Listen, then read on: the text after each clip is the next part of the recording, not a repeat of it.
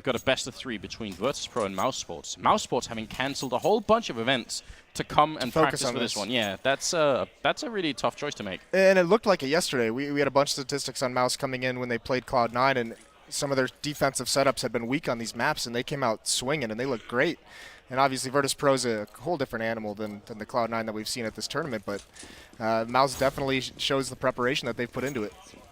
And look at this, going really fast towards the A bomb site. Actually not slowing down. They have the grenades, but they don't even set up outside. They're just going hard and fast in towards the A bomb site. Flashbangs over as well. Bomb going to be planted, and look at this great bomb plant position here from GOB. You have to love that, because that's going to make this retake so much harder for VP. Not planning default. They are right at the ramp towards CT. Spawn by Ali coming around the corner, but the flashbang in. They're going to overwhelm. But look at this mouzesports playing so well, but then Pasha with a great double return. I'm not sure how they made it out of this. Pasha landing a third headshot, and now it's all up to Chris J. And here, the bomb plant is going to help him so much. Neo has the kit.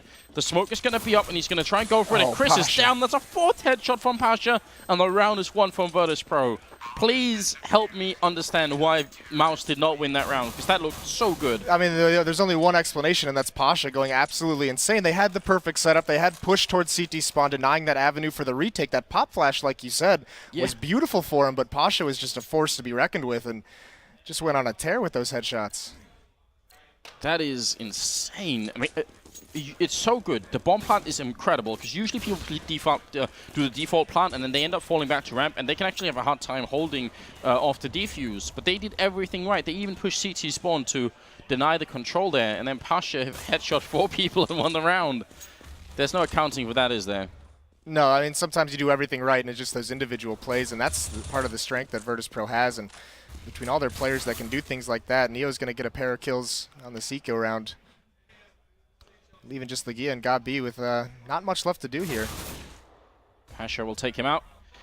And GOB finding Neo, who's dancing up on top of the railing, then still ends up getting the kill. Neo with the triple, and that's Virtus.pro losing no members at all in the second round here. mouzesports did get the bomb down, so they can afford some sort of buy going into the GOB. Doesn't have that much, but maybe not the end of the world.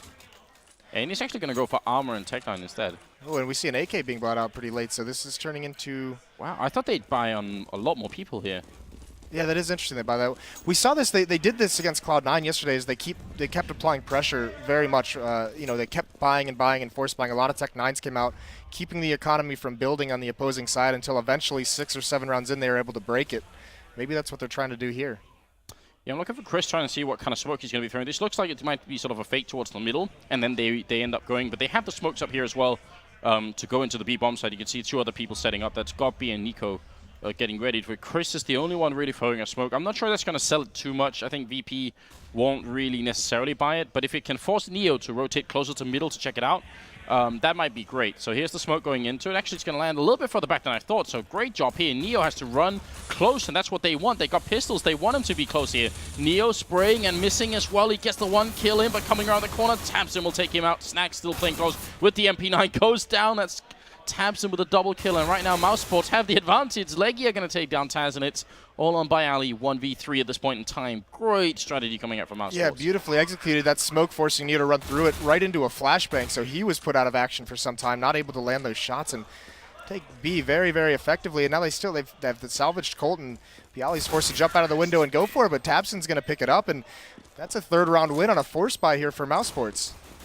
Really well done, and that grenade from Chris J really working out. I was wondering if they would, I was wondering if they're going to try and put it into the window, try and just sell some sort of fake, but that idea was obviously miles better. It worked perfectly, and that's the preparation they've put in that you talked about. You know, canceling some events, having a little bit of a boot camp, and what are they up to now? Quick grenade up, not really going to soften anyone up, and Virtus.pro being pretty aggressive on the middle here. That's what we're talking about. When they have the confidence, they'll try and do it, see if it's going to work. But Mouse are so well prepared. Got 2 people here ready and waiting. And counter grenades are going to come up from either side. VP going to fall back just a tiny bit. Yeah, it's no surprise that Virtus.pro likes to do this. It's no secret that they enjoy doing it. They want to be aggressive on the map. And you can see what they do is they keep 1 player in that A bomb site. And when it's Bialy, he normally likes to play in the bomb site. When it's Taz as the solo player over at A, he's usually playing towards the A ramp. So a lot of time being spent here by mouzesports, just waiting and getting ready to see if VP are going to go anywhere if they're going to push them, and they sort of, they put them back in the middle, smoke up into the water window, and that lands perfectly. It's worth taking note of, because even at a pro level, people sometimes fail that smoke, and it can be completely detrimental to the whole round.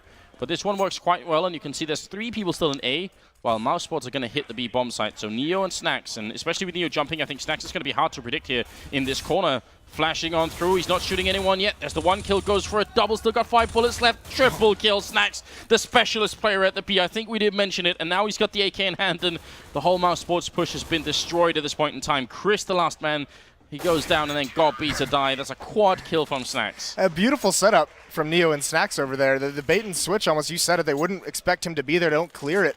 He's had numerous rounds like that. Even on pistol rounds we've seen, he's always got that crazy clip, but there he just keeps being sneaky, works her way further along in those halls around another smoke, and a beautiful job from him. Yeah, you could almost say that these 2 boxes are where the players would normally play. If the default setup would be one guy checking hallways and another guy playing towards mid, so he can help out. Because the great thing about middle on this map is you do have this sort of 3-way crossfire in here. Aggressive take, and actually somehow tabs and gets 2 kills there in alone, more or less. That, I think, is not supposed to work that well. Just taking those 50-50 fights, meeting aggression with aggression, and they win that one. But it is still just down to a 3-on-3, and it's actually pretty even in terms of health, so a lot of work still to do. But Virtus.pro players, look how spread out across the map they are. There's 1 in A, there's 1 in mid, and 1 in B. So Taz is going to have to be on a quick rotate here, and it's a very low HP player at A. Bialy is going to have a lot of work to do here coming up. Yeah, they don't have any grenades, any Molotovs to bring him out of this corner, so that's the one thing he's got going for him. He needs a quick headshot here, and he's going to get it on God B first. That's a bomb down as well, 50 seconds. Double kill from Bialy, ends up going down, and then Taz is there with a quick return, and that worked better than I thought it would have. It absolutely did for me too, and that's surprising, but Bialy just making those plays. He gets that first headshot, and the second player just has such low HP, so great performance from him. And we've seen a lot, I mean, Pasha on that pistol round and Bialy there, and then Snacks on that round. A lot of just so much individual strength on this Virtus.pro lineup. And that is a good way to get the ball rolling for them. 4-1, although it's been some really close rounds, some of them. So right. It's not like mouzesports, maybe round-wise they're a little bit behind here, but it feels like they have their heads in the game very, very much at the moment. Oh, Molotov way too far back here. Snacks got to be careful. AK in hand, going to get the 1 kill. Keeps dodging and diving, and a good double. Neo stealing one of those, I think, and Tabson going to go straight for the bomb plant. So it's a big victory here for mouzesports. Definitely. That's all they needed is that plan, and so much going to fall from this, but that means they're going to be able to buy up. We haven't seen that AWP come out yet on Chris J. And that might be, I don't even know if he'll have money after this round. The money bonus is going to help out, so he might be able to pick one up, but wow. Yeah, actually getting a nice frag there at the end. So they actually do really decent damage as well. 3 players go down for Virtus.pro, and that's going to be a little bit of a dent in the economy.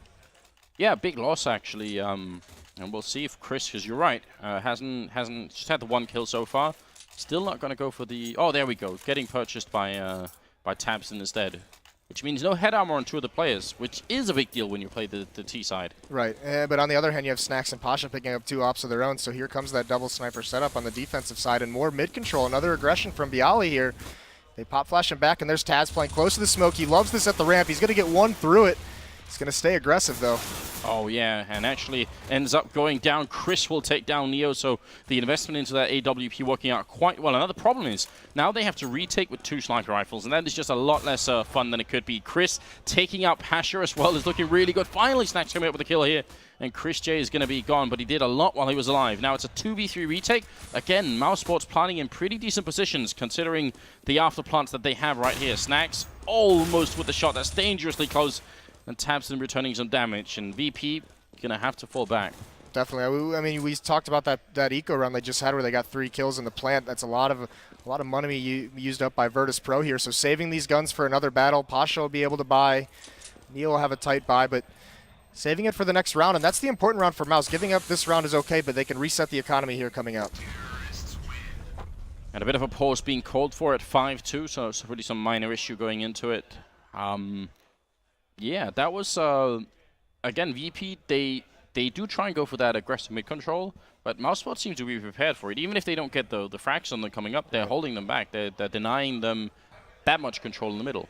Well, and it might be also why we see them playing very aggressive over towards the A site. They know Virtus.pro likes to commit 2 to 3 players up mid very aggressively early on, and they're trying to use that gap in the defense to get into the A bomb site rather quickly. And all their takes on over there on that site have been aggressive. They've been pushing forward into the bomb site, not staying far back. They've been trying to eliminate that 1 or 2 players that are holding it passively. I'm looking forward to seeing if mouzesports are going to keep, because they've had a couple of rounds to B as well, and there are actually some teams playing T side on this map, especially recently, that almost ignore the B bomb side. It seems where all the takes are for A. I guess the reasoning is that there are so many variations of an A take on this map that that it's fair enough that you can almost spend 15 rounds attacking 15 different ways and just ignore the B bomb site. But I'm happy to see the mouzesports are using both, because it's going to make life a little bit rougher for Virtus.pro if they have to focus on both equally at least. Right, you have to keep the defense honest so they can't cheat over towards the bomb site. And one team who's always been good on Mirage and kind of, it's been that way where B kind of feels like it gets ignored a lot was Fnatic actually started hitting B very, very well during their reign of supremacy. Yeah, they sort of they ushered in the era of the B rush that for the longest time nobody could hold. Right. For some reason, it's a very simple flashbang. If you go and search on YouTube, you're going to find a million videos. But essentially, you can throw sort of a running flashbang that banks off the edge of this, and this jumps right in through the window. And that's all Fnatic did. They did that, and anyone playing close or by the truck here, which other flashbangs are going to rain in, they just seem to get shut down all the time. Right. Very, very effective push. But I don't know, especially with the skyboxes being opened up and just generally the skybox over here has always been possible to throw grenades over. There are a lot of options for different things over at the B bomb site. Yeah, especially that B take we just saw mouzesports do. That was on that force buy on the 3rd round was insane. Snacks is saying it's going to be 10 minutes. Taz is saying it's going to be 1 hour before we're ready. I'm not sure if that's somewhere in the middle. Yeah, anywhere between 10 minutes and 1 hour. Fair enough.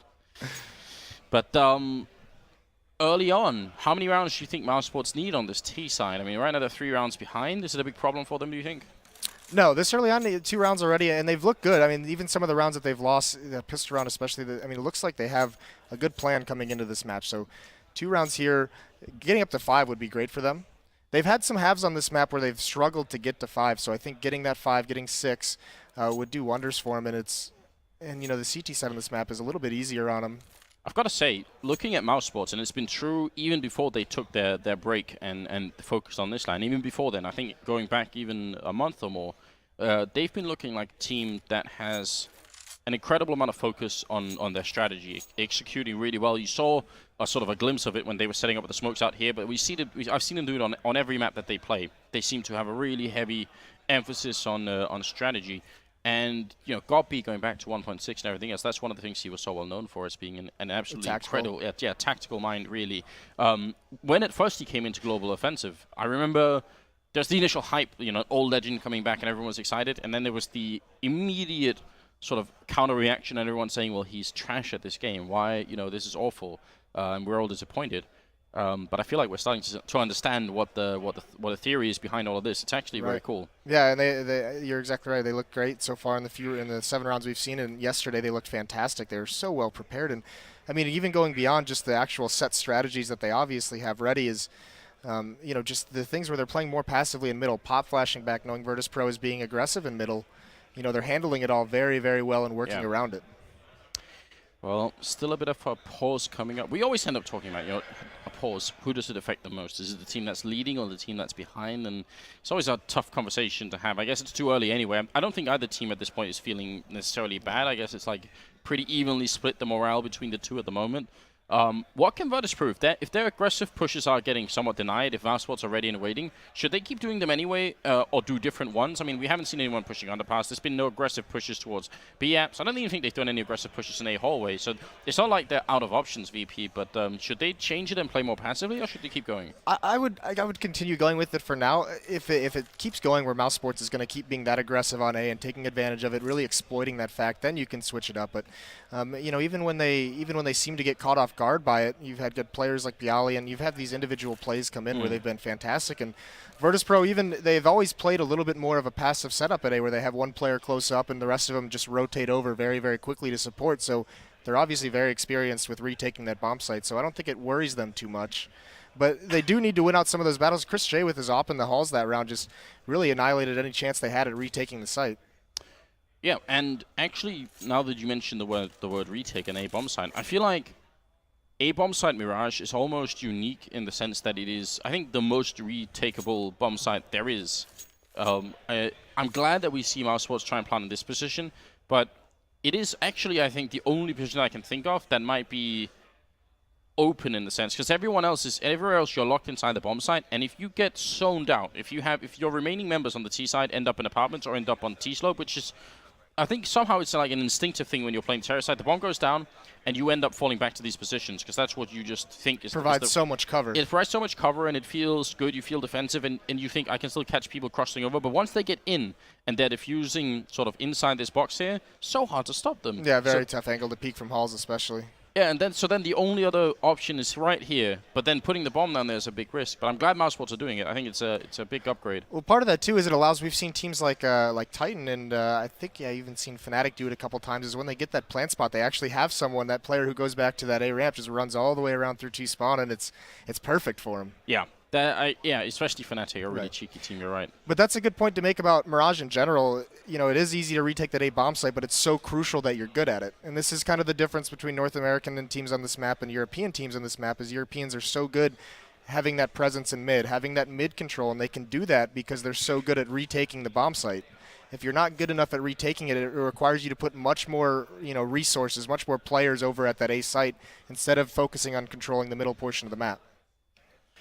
We're gonna see if VP are gonna go for it. I mean, the other option, if you don't feel comfortable playing the retake, we do actually sometimes see people almost having 3 people present on the map. So generally one person playing here, and then one in shadows somewhere in here. Mm-hmm. That's a pretty strong setup, but that also, removes a lot of the mid control.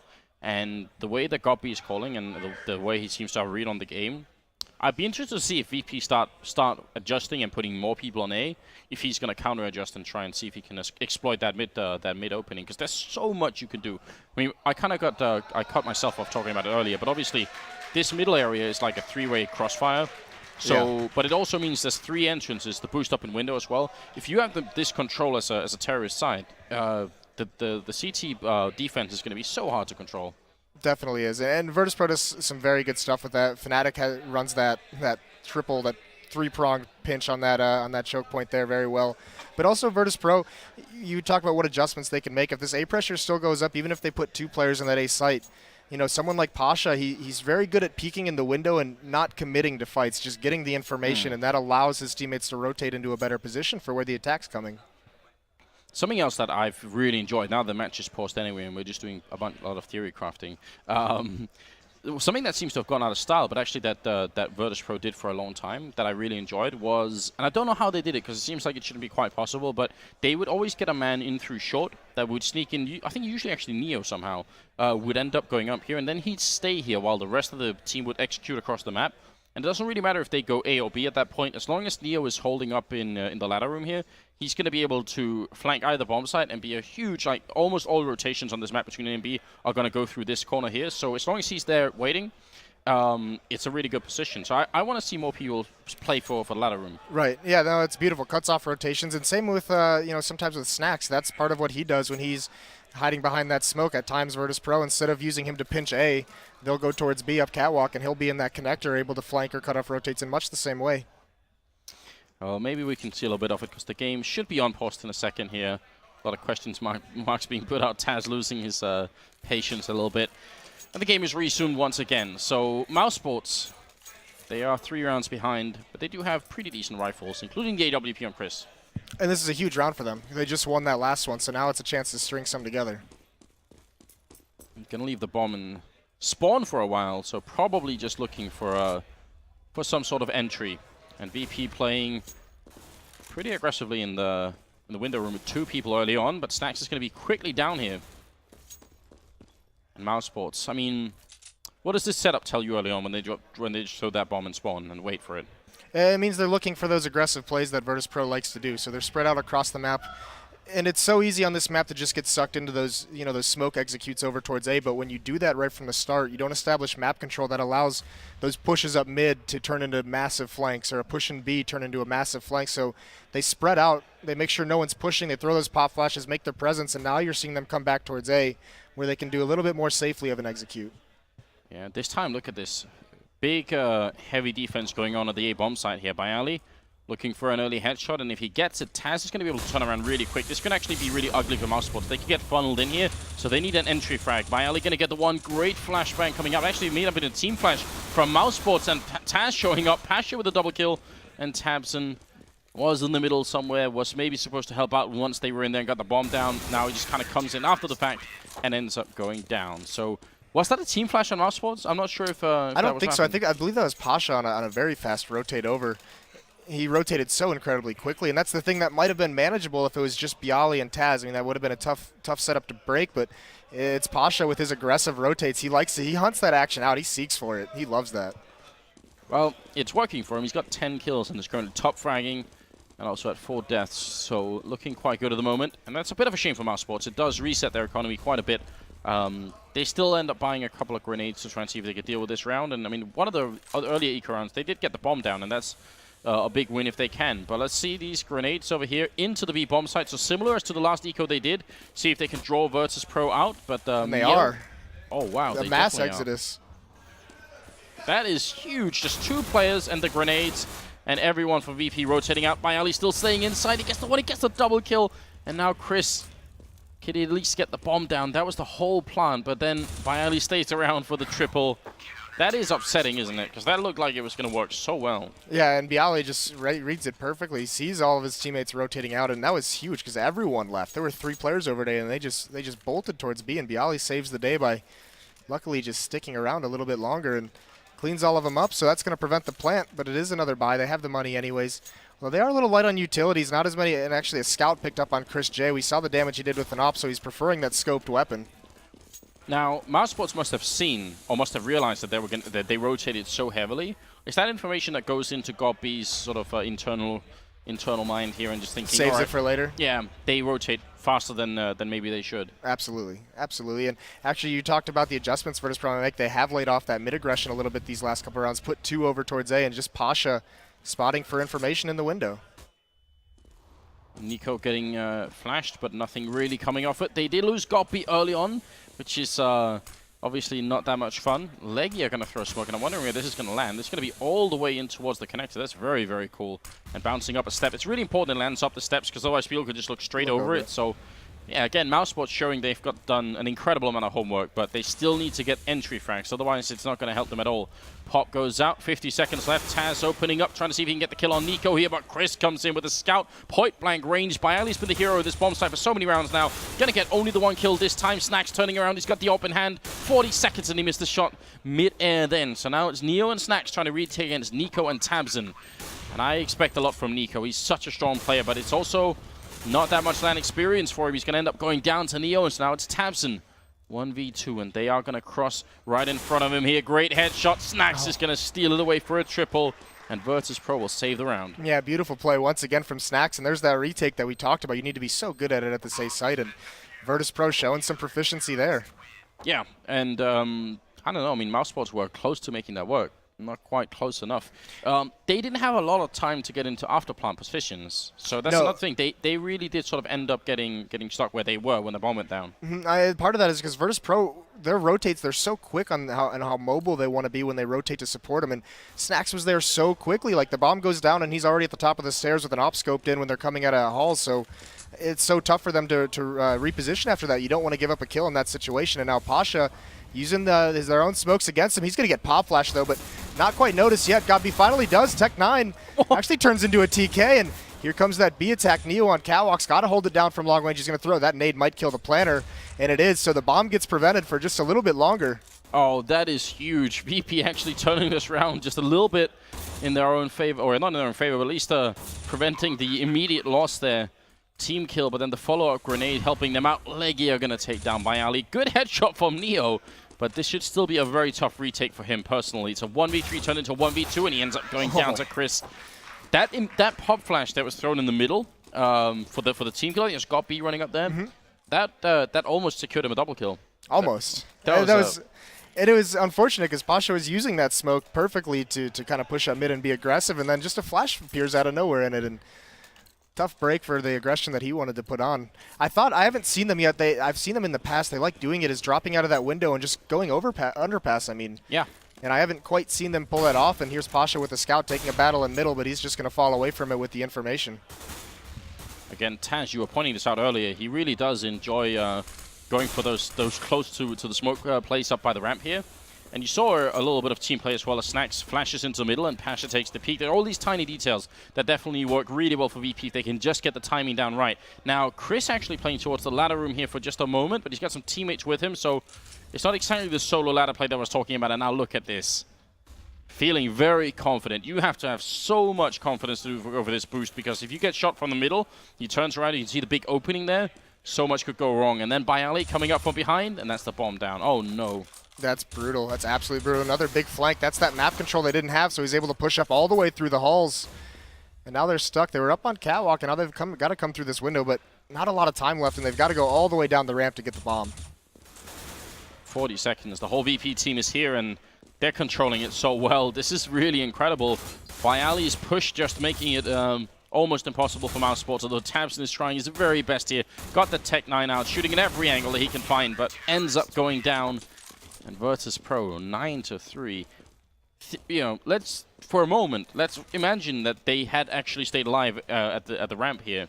Then the rest of the push from mouzesports, I mean, they've cleared out essentially what, this whole area without finding anyone. They got a lot of space to actually get in and crunch this bomb site. So I think the theory from mouzesports probably was all right, but they got shut down. It looked like they wanted to do the boost the Opera onto the box on catwalk, because they wanted to get a pick towards B, and then they had a player in that window room that you were talking about to be able to cut off any kind of rotate towards B and find a couple picks that way before committing to the A site. But it's that aggression, that pushing that Virtus.pro likes to do. They're not slowing it down. They've been pretty much stopped from doing it in middle, so they're finding other ways to do it. And look at Snacks with that MP9.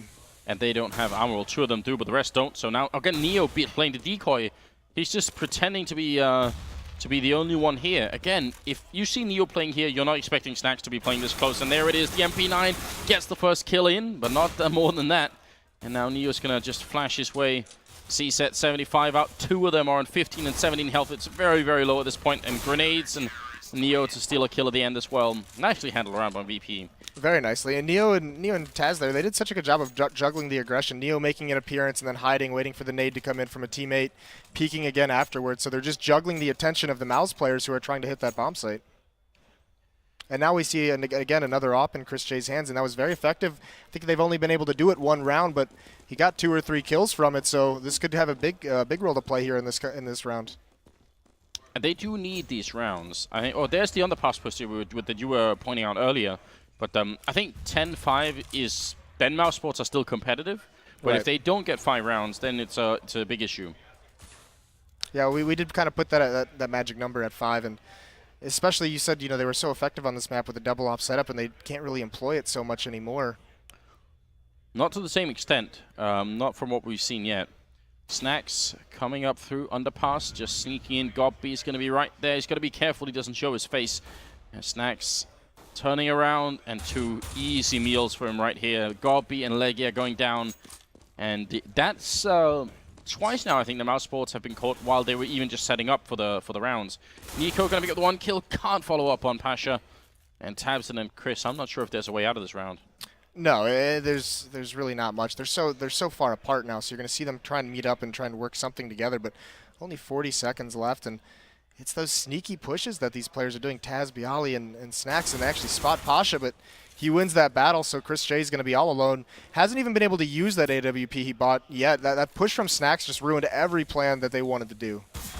And Pasha playing at the edge of the smoke that Chris himself put down, so nice way to sort of turn the tables on him. And that's Pasha with a triple.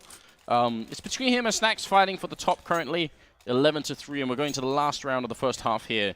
This is Virtus.pro's map pick. They are known as being one of the strongest teams in the world, them and Na'Vi, as the 2 really strong teams. And mouzesports definitely struggling a fair bit here. And now you can tell how much of an impact it had for them to lose that pistol round, that they really were winning. If they'd won that, we could be seeing 6-8 right now instead, and it would have been a fine first half for mouzesports. Right, or at least even 5, where we put that number that we want them to have. And I mean, losing that round, it was so wonderfully executed too. So unfortunately, lost it. Snacks with the op is going to take out Chris J, and that was the only rifle. So now it's just all Tech 9s on these mouzesports players. They're going to be smoked off over at B, and it looks like that's where they want to go to. Yeah, smoke lands in the middle, but Pasha's going to walk into the middle to actually, instead of just being smoked off and getting the information denied, he just walks in and checks it. Says, well, is anyone actually here? He's going to find Legia, and now they should know that there's not that many places left on the map they could really be at here. Jumping out, leg shot from Snacks. He repeats for the no-scope. So a little bit bold here, running back into the site with 5-7, and Pasha's going to be there. Nico goes down, and at the end, it's 19 kills for both Snacks and Pasha, and 12-3 finish for Virtus.pro. What could mouzesports have done differently? They came really well prepared, and that wasn't enough. They actually, you know, they took away that mid-aggression that Virtus.pro likes to do, so they took away the main way that Virtus.pro wanted to be aggressive. They just found other ways to do it, pushing the extremities instead of the center, pushing the hall, Snacks kind of lurking up the stairwell and the underpass, and there's really not much. Virtus.pro's just, they have so many different ways to play this map and play it the way they like. You said they like to be aggressive on pretty much everything they do. But it feels like if Virtus.pro have been trying, so the two big rounds, with the one where Snacks was pushing up through underpass to get the 2 kills, the other one where Bayali actually sort of snuck around and got the kill on the bomb carrier. Those are the 2 heavy impact rounds where mouzesports were trying to set up. None of these rounds would have maybe worked in... There were other rounds where mouzesports were doing a default setup where they spent a long time, maybe the first 30 seconds, just waiting for VP's aggression. But VP chose the 2 rounds where that wasn't happening to do it, and that's where it worked. So if they had executed those pushes in a different round, maybe would have they could have punished it. Yeah. Right. So sometimes it is just that timing game, and those pushes at those crucial moments, like you talk about, in those big rounds that they really invested a lot and really needed to win. I mean, that just makes you feel so futile in what you're trying to do as a team. Yeah, it's a bit rough, isn't it? But the result is that mouzesports have to win the pistol round. If they do that, who knows if they can run it all the way back. They might be missing the double up. They still have some very capable players here. It's a lot of armor here on mouzesports, only the HE on Gob. And Virtus, well, it looks like it's going to be the Virtus plow towards the B bomb site. This grenade is really, really well put in here. Perfect. Oh my lord, that's a touchdown grenade. And Gob beat Legia putting in the work. All headshots here at the end. Snacks is going to come in looking for a kill, and Chris J will save the day. That was a very, very well put up defense there at B. Yeah, great grenade, and not only that, but the crossfire they had set up was at the perfect angle in that choke point. So they were both fighting terrorists at the same position, and they were just able to mow that down. So that Virtus plow didn't go anywhere. That nade just stops them cold too, and that blows up in there. I mean, and that's, you know, it's one of those, I mean, slightly fortunate things as well, because the player with the grenade, I guess, could have been at the ramp instead. I mean, Snow, you could try and grenade ramp if they try and rush that instead, but that was the perfect spot to have someone playing with the nade instead. Chris, trying to snipe away with an MP9. He had a fantastic MP9 round yesterday on Inferno against Cloud9. He was a beast with it, so I'd expect much the same out of him here. Yeah, and they're playing in a nice way here, mouzesports. I think they're playing close enough to middle that they can try and keep an eye on what's happening, but not so close that they easily get rushed down. Maybe, yeah, Legia taking a bit of risk running in here, but still going to be all right. And the Snacks gets caught, so not the kill, but they still realize he's there, and that's very important information. Now Legia charging into the middle and kind of negating what I just said, actually exposing himself a lot, and ends up going down. Tabson, a really hard fight there, but ends up coming out on top, and Nico with the headshot on Bayali. Snacks, they still know pretty much where he is here, so he's going to try and walk in, try and see if he can surprise them regardless. But it's a 1v3, and they should be able to control the outcome of this round here. He doesn't have any head armor either, and the headshot there from Tabson is going to finish it. I enjoyed that round from mouzesports right up until I saw Legia pushing in here. I think that was a big risk, but it was. And playing that passively, though, that's also what allowed Snacks found that gap, getting boosted in the window, and that was almost very scary. It was lucky that they spotted him right at the last second, and that round could have gone completely horrible for him, but they recovered nicely. Those SMGs doing some work for them. We still have 3 of them, and Nico picks up a Colt. And Gabi, he hasn't bought anything in either of these rounds quite yet. Just saving for later. He's got 5,000 as well, so I guess he could afford to do it. Virtus.pro, they already experienced the effect of this grenade crossfire here, but it looks like they want to test it once again. Legia going back. Gobi, he's going to throw it right in their faces. There's the pop flash. Oh, it's going to bound in front of them. It doesn't do any damage at all, and he goes down. And Legia, MP7 at this range is not exactly that great, so Virtus.pro found the perfect timing for it here. And now they line up for Chris, and he's going to get the 1 kill in. Nico coming in to help out, and Chris with a double. So it is falling apart here for Virtus.pro. Instead of a great start, they just did not have the weaponry for it. Still, that was almost the worst possible timing for both mouzesports members. Oh, absolutely was, and that pop flash through just ruined Gabi's day. Not able to get that nade out effectively, but Virtus.pro, they're happy with that plant. Definitely, and that's all. They didn't really have any armor investment into the round, so they didn't put too much money into it. And to get a plant out of that situation is wonderful for them. And a bit of a, the MP7 gets thrown away, which we've seen other teams on. I think mostly in Inferno, they do keep them, even if they know that the terror side is going to have the AKs. Yeah, why not? I mean, they're so effective right now, and you don't have to stop moving with them, so it's usually a great choice. But I think the range of the battles that typically come into play on this map might have something to do with it. Yeah, bit of a risk. Chris has the AWP. There's none on the terrorist side currently. Pasha gonna open up, and Chris really wants the refrag. You can tell, but coming up from underpass as well. Nico just, oh no, he doesn't. Snax is gonna catch him for the wood panels, and Tabson goes down to Bayali as well. It's Goppy and Chris left. A very, very impressive round from VP, and they're pretty much just all entry frags.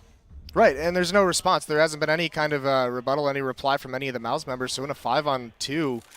I mean, and Chris J's left in a situation where he purchases an op this round, and much like the terrorist side, he didn't even get to use it, really. Oh, no. He's taken one shot, and now he doesn't get anything if X-Snax getting into those sneaky places, sneaky corners, and he catches him off guard. So Godby's feeling very lonely in this ladder room. He has to at this point. That is hard to deal with.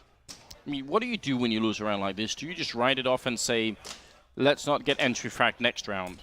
Or is there an adjustment you can make to avoid it? I mean, they lost the 2 early kills in the middle, right? Pasha, I think, picked up 1 kill on short, and then they pushed in and they just caught Nico through the wood panels here. So those were the two first frags. Right. So play more passively or play more aggressively?